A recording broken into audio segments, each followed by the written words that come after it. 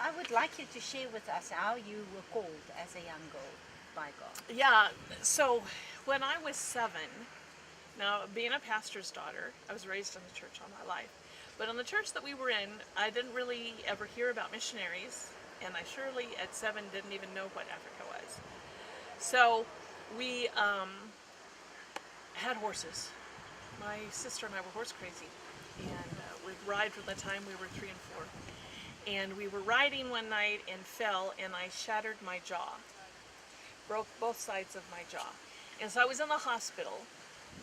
They refused to let me see any mirrors or anything because they didn't want me to be frightened of how I looked. But on the 4th day, my mother had a dream 3 times that I had died. And she'd get up and call the hospital. They say, Mrs. Osborne, go back to bed. Melinda's fine. But if she'd go back to sleep, she had the same dream, that I died and they were burying me. And after the 3rd time, she got on her knees beside the bed, and this, all I can say to mothers is, God hears your prayers, and He answers your prayers. Because my mother got beside the bed, and she cried out to God, God, I'm asking you to save my little girl. I give her to you. I give her to you.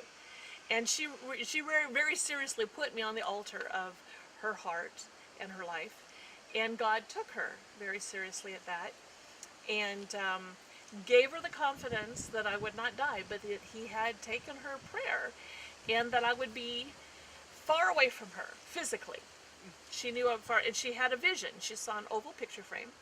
She saw me at age 50 with my hair pulled back because of the heat of Africa, and my husband, and our faces were set like flint to serve the Lord, very serious about God. And she knew it was a confirmation to her that I would live and not die. The next day, that was a Thursday night, on Friday morning, they rolled me into surgery. And when I came out of surgery, my father said, the first thing I said when I opened my eyes was, Daddy, Jesus appeared to me, and He said, I'm going to be a missionary, and I'm going to go to Africa. And people teased me about that. They said, you're going to live in a grass hut, you can't just be a missionary, you have to do something. Well, sorry, I am a missionary, and I do just preach the Bible. I suppose there's other things I could do, but that's what God called me to do. And so 20 years later, from that vision that Mom had, I was in Africa. Yeah. I think everybody should take a missions trip and experience what it's like to be in another nation with a different language and meet the different people and different cultures.